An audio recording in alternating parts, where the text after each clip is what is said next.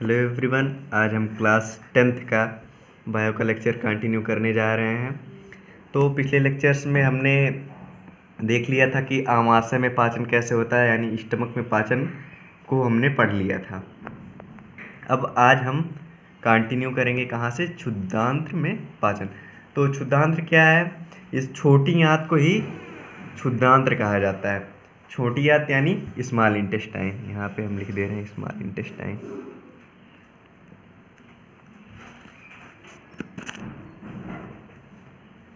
Small intestine में पाचन कैसे होता है उसको देखेंगे।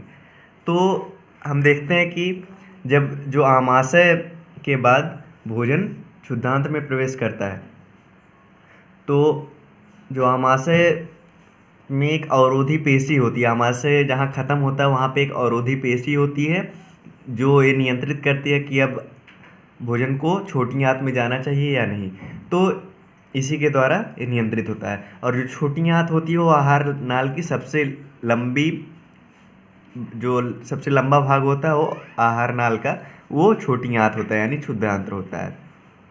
अब यह सबसे लंबा होता है लेकिन बहुत कम जगह में रहता है, क्योंकि यह कुंडलित हो जाता है। कुंडलित मतलब अगर मान लो ये अगर सीधे सीधे में ऐसे रहता है, ऐसे ऐसे ऐसे, तो काफ़ी 9 से 10 मीटर का हो सकता है। तो 9 से 10 मीटर का हमारा शरीर ही नहीं होता, लेकिन ये एक ऐसे संरचना में ऐसे कुंडलित रहता है, ऐसे ऐसे संरचना में कुंडलित हो जाता है। तो इसी तरह 10 जो मीटर है वो एक जगह कुंडलित होकर बहुत कम जगह पर हो जाता है।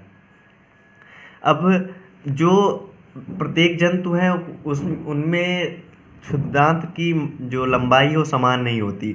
मनुष्य में भिन्न होती है और अन्य जानवरों में भिन्न भिन्न होती है। और यह इस बात पर निर्भर करती है कि जो प्राणी है वो उसका भोजन कैसा है, यानी भोजन के आधार पर छोटी आंत की लंबाई निर्भर करती है।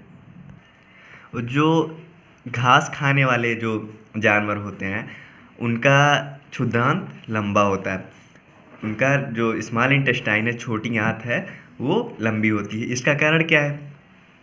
सेलुलोज जो होता है ये पाया जाता है सभी पौधों में।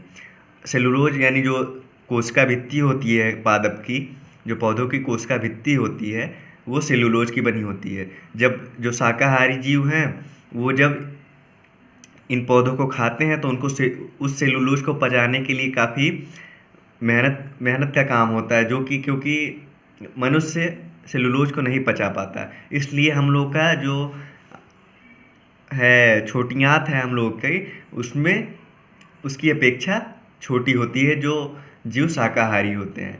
जो गाय, भैंस, हिरन, इन सब में छोटी आंत मनुष्य की अपेक्षा लंबी होती है।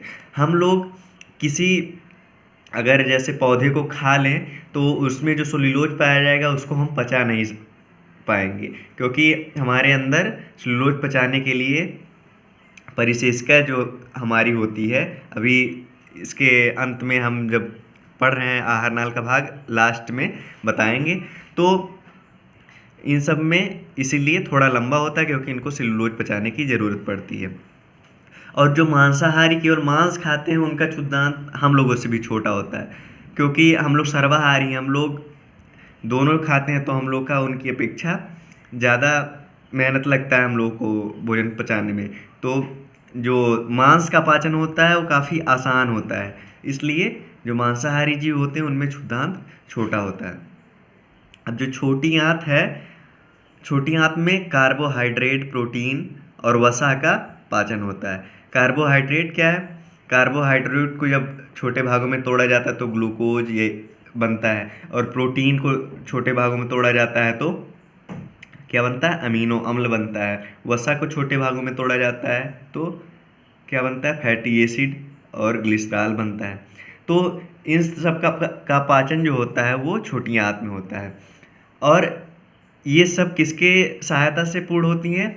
जो लीवर है हमारा, यानी लीवर को हिंदी में कहते हैं यकृत, और पैनक्रियाज जिसको हिंदी में अग्न्याशय कहते हैं। तो इस कार्य के लिए जो लीवर और पैनक्रियाज से स्रावित कुछ पदार्थ स्रावित होते हैं जो जाकर हमारी छोटी आंत में मिलते हैं, और जो भोजन आता है उनमें से कार्बोहाइड्रेट और प्रोटीन और वसा का पाचन करने में सहायक होते हैं। अब हमारे जो आंत में जो भोजन आता है वो अम्लीय होता है, क्योंकि जब हमारा भोजन, जब मैंने पिछले लेक्चर में बताया था, जब हमारा भोजन स्टमक में यानी आमाशय में रहता है तो उसमें HCl नाम का एसिड स्रावित होकर मिल जाता है। तो HCl अम्लीय अम्ल है तो अम्लीय ही रहेगा। तो भोजन जब आमाशय से आंत में आता है तो फिर वो अम्लीय रहता है।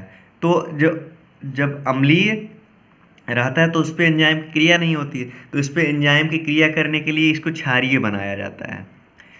क्षारीय अब कैसे बनेगा?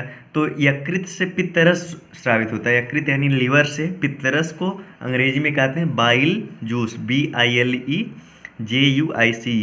बाइल जूस कहते हैं। तब बाइल जूस जब आता है भोजन में मिक्स होता है तब उसको क्षारीय बना देता है, जिससे एंजाइम उस पर कार्य करना शुरू कर देता है और ज़्यादा तेज़ी से।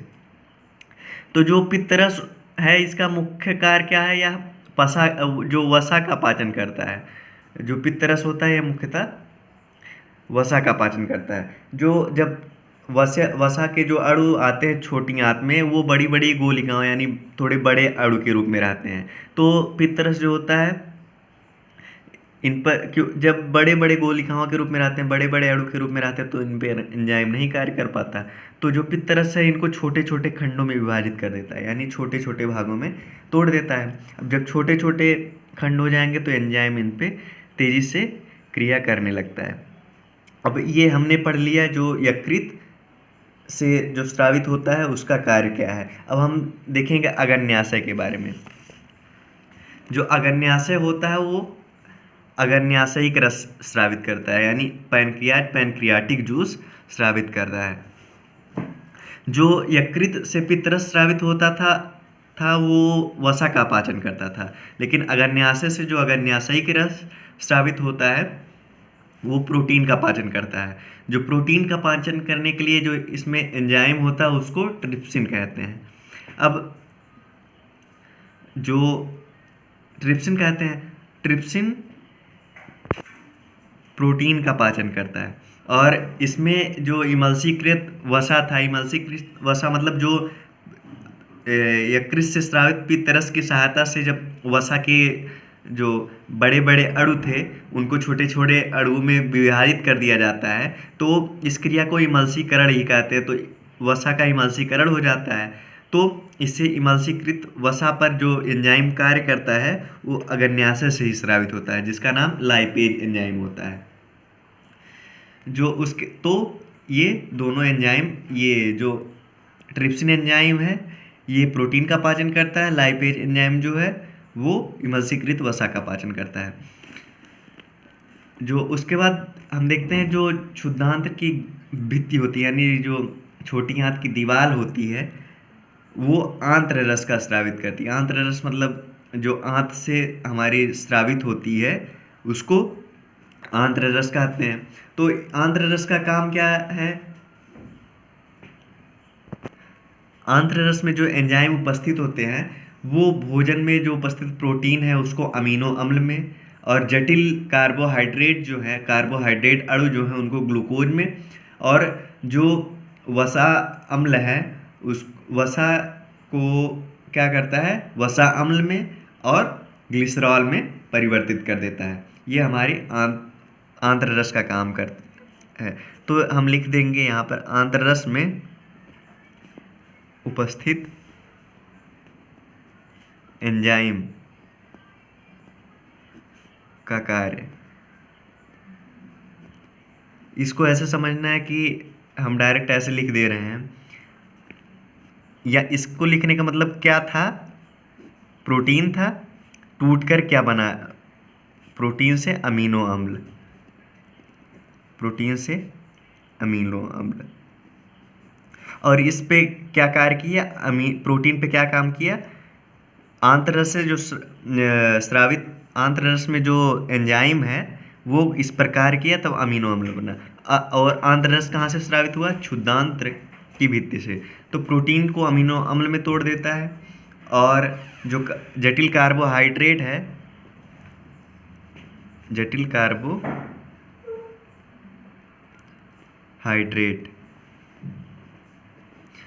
जटिल कार्बोहाइड्रेट से पहुंच गया, ये बन जाता है ग्लूकोज,